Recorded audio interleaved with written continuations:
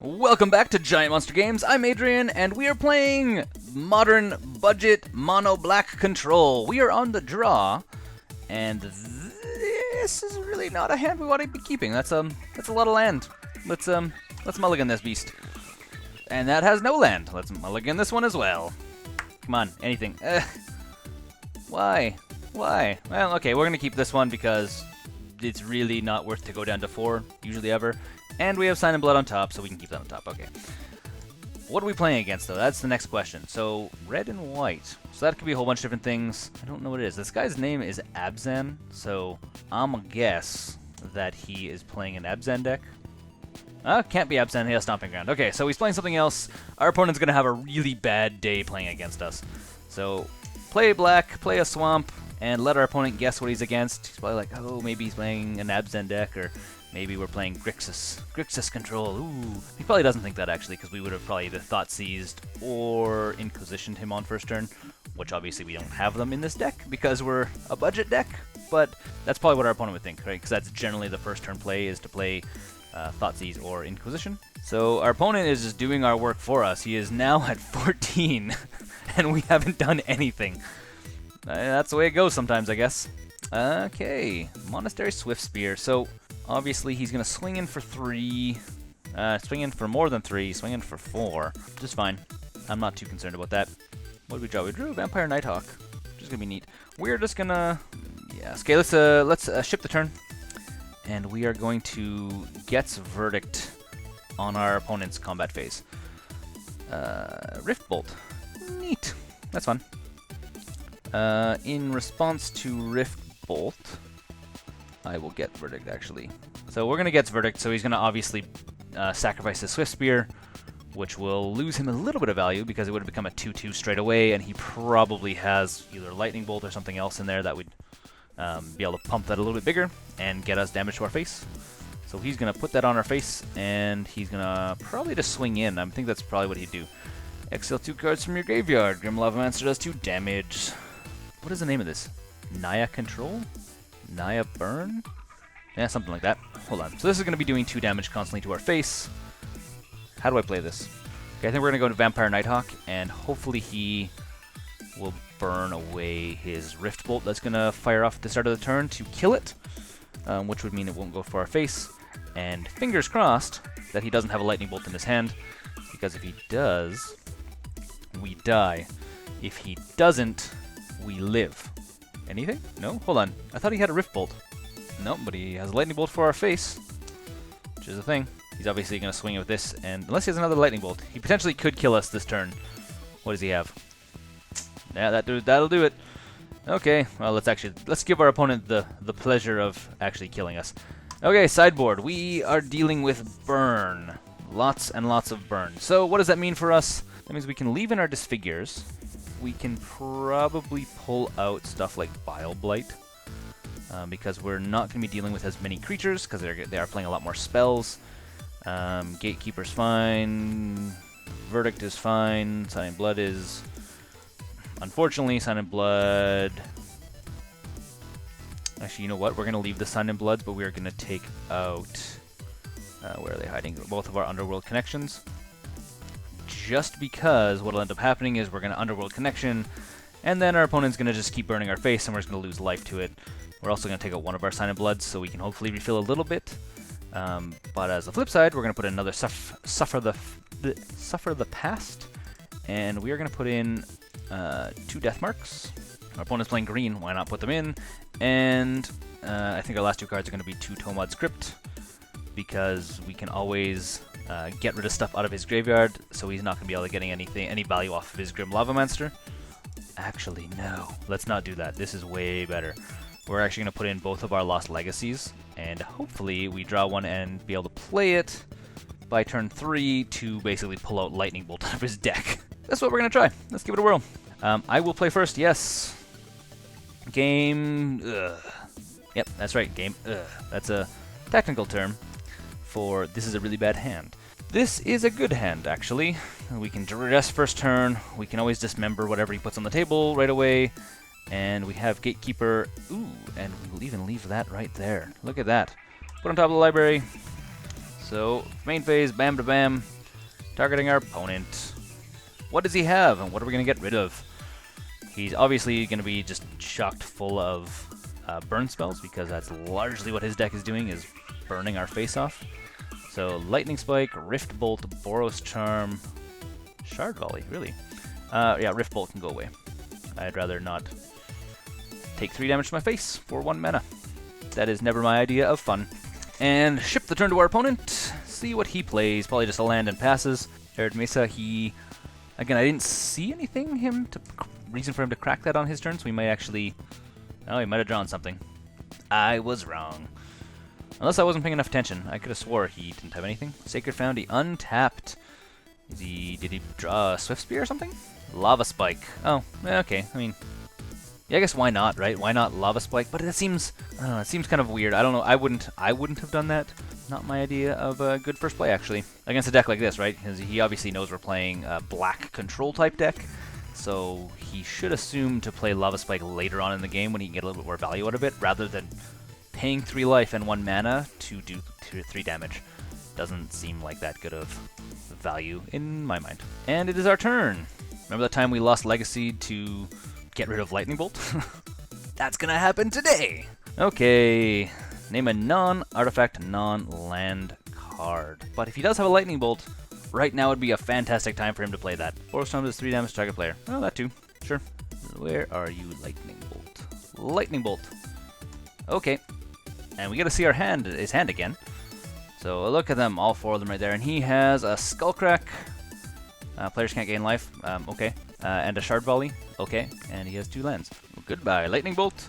What else does he have in here? He has some Atarka's Command, Boros Charm, Swift Spear. Yeah, okay. It's pretty normal. And that's going to be it. And we will ship the turn to our opponent and let him play a deck that has quite a bit less value. The next thing we can probably be grabbing is stuff like grabbing a Lava Spike or grabbing Rift Bolt, getting rid of stuff. Actually, we could probably even grab creatures out of his deck, because that's going to slow him down as well if we run into this situation again where we're able to grab stuff out of his deck. Desecration Demon. We're going to actually play Vampire Nighthawk. Might as well get some creatures onto the board. I mean, he can obviously spend time and energy to get rid of it, but I don't think it's going to be that valuable for him to... Well, no, it might actually totally going to be valuable. He's going to want to get rid of this guy like immediately, because we're going to start getting life from him. So he's probably going to just... Yeah, there you go, Shard Volley. Called it. Because if he didn't, yeah, we'll start getting life, and it'll slow him down a lot. So Skullcrack, doing us another couple damage, and he has 2 cards in hand. He has 2 more lands. He has this and 1 more.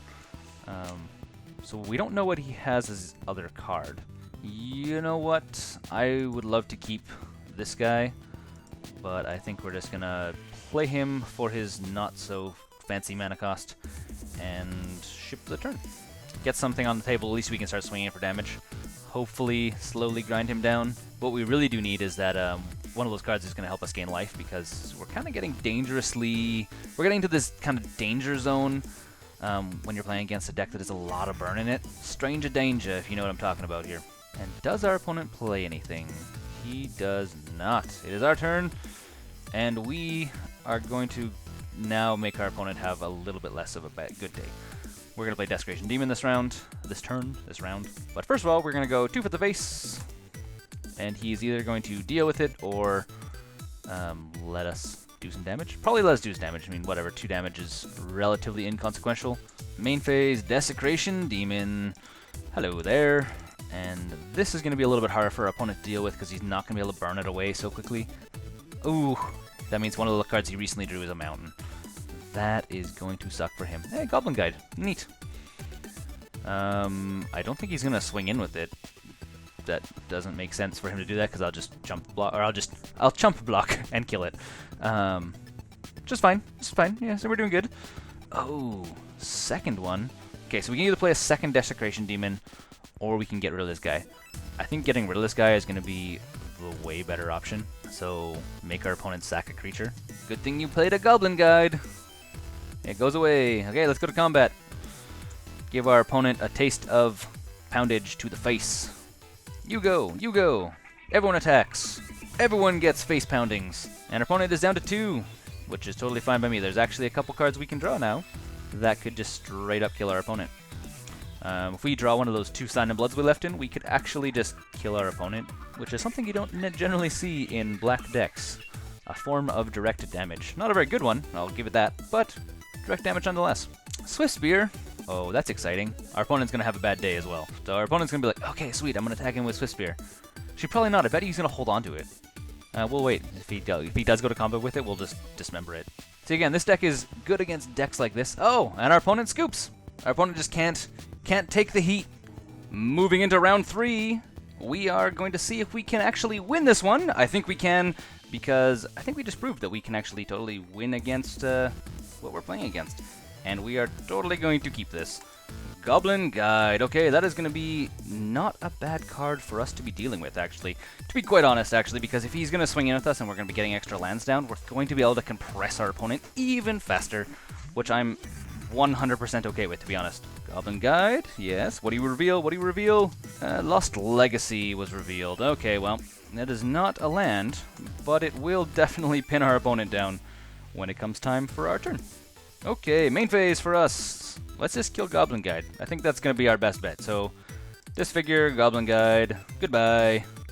Fun seeing you, fun having you go away, especially because our opponent paid a bunch of life to have you on the table, which is okay with me. Ship the turn. What does our opponent play this turn? He plays another Stomping Grounds. Nope. Is it another Stomping Grounds? Yeah, it's totally another Stomping Grounds. Does he play it untapped? Untapped at that as well. So our opponent's basically doing all of our work for us. Sure, Lava Spike. I'm okay with that. Ooh. Our options are Sign in Blood to draw more cards, which I kind of don't want to do because losing 2 life could be the win or lose against a deck like this. So I think playing Duress is actually going to be the better bet for us. And we may use this to finish our opponent off. We'll see. We'll see. I mean, that's the kind of the loose plan at this time. Next turn we're obviously going to be playing. Yeah. So our opponent decides to Lightning Bolt our face, so we can't pull Lightning Bolt out of his hand, which is probably a good choice for him. Otherwise, I would have just been like, hey, goodbye, Lightning Bolt.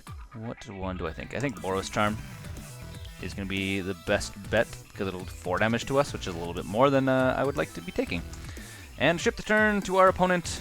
Grabbing Skullcrack isn't going to be a terrible idea, but probably going to be grabbing Lightning Bolt when we play playing Lost Legacy, just because I would rather not deal with Lightning Bolt down the road, or we could Duress again. This is also an option. What do I think? Duress or Lost Legacy? I think, yeah, Lost Legacy is going to be the better bet. So does our opponent... What is he going to play? Does he have another Lightning Bolt? Skullcrack. Lightning Bolt. Goodbye. I know he obviously has one in the graveyard, so we're not getting complete value, but we are getting some value. So he has Searing Blaze, which I'm actually not at all concerned about. So our opponent is, at this point, kind of pinned down. We're obviously at 9 life, so we aren't in as good a spot as we could be, but we're not in a bad spot. Our opponent is really kind of not in the best position right now. If he plays anything creature-wise, we're just going to blow it away. I mean, unless he plays, well, even if he plays like a Swift Spear, he's going to get some damage in, but he's not going to get enough damage in that we're actually going to be in a bad spot. Sign in Blood, I really don't want to play Sign in Blood, though. So we're 1 short to play Desecration Demon, so let's just Duress our opponent. We'll just get rid of more stuff out of his hand. And as much as I would love to play Sign in Blood, we just can't take that risk, right? So he's going to play one of the cards in his hand just to use it up. Might as well play it rather than me get rid of it out of his hand. And then we will get rid of the other card in his hand, which I believe, if I remember, is Searing Blaze. Ship the turn. Hopefully our opponent won't just keep drawing into huge damage spells, because we're at that risk now where our opponent could just literally play 2 burn spells and kill us in 2 turns, which is a complete possibility. This is almost equally as bad, but if he does show up a mountain for us, or a swamp, sorry, it actually could be pretty good. Yeah, so we will Doomblade it, and it is, oh, it is a land! We get to draw it! Yeah, sweet, check that out. So we basically get a free draw for him playing a creature. Congratulations, opponent, you are helping us out, and, well, that's also a land, which is okay. We are going to play Desecration Demon, which is going to now really start flipping the odds for our opponent on this game. At this point, though, I'm a little bit concerned about playing Sign in Blood unless he's actually at 2 life, because he's going to be able to draw cards. We'll kind of we'll be on the rocks on that one. We'll see how it plays out. And shipping the turn to our opponent, we'll see what they do. See if they have anything to pull this out, because this is going to be really hard for him to deal with. Obviously his deck relies on damage. That is going to suck a little bit for us, but I don't think it's going to suck as much as us playing, just swinging it with Desecration Demon. Let's go to our turn and see what happens. So, our options are Doomblade, get rid of it, be sitting at 4 life, which means if he draws a Boros Charm, we're dead. If he draws an Atarka's Command, we're not dead, but we're darn close to it. I think we're going to pass the turn to our opponent and see how this works out. Ideally, he'll burn himself down a little bit for us. That would make my life much happier. And what does our opponent decide he wants to do? So he's playing another one. Huh. Yeah, I think we kind of have to. Sitting on 2 of these guys it's just going to be impossible for us. We're going to play 1 spell and be dead, basically. So we're going to go down to 4. And our opponent will go down. There's a bunch of cards we can draw. But at this point, I don't know what we're necessarily going to do. Okay, well, we'll see. We'll see. What do we draw? Depends how we draw. Angler. Ooh, yeah. That's exactly what we want to play. Because it is not going to be affected by that guy. That's neat. 1, 2, 3, 4, 5, 6. And 1. Combat time. Does our opponent sacrifice? He does not. Okay, well, let's go to attack. And we are going to swing in with our Desecration Demon because 6 to the face is going to be not very fun for our opponent. Yeah, we're at risk of dying right now because if he draws a Boros Charm, we're dead, which is scary for us. So what does our opponent do? Our opponent doesn't play anything. Second main phase? No, they don't play anything. So I think we actually have this in the bag. Begin of combat. Our opponent has the option of sacking his creature. He does not. We swing it with both things, and then we basically cast Sign in Blood and give it to our opponent, which makes him lose the game, theoretically.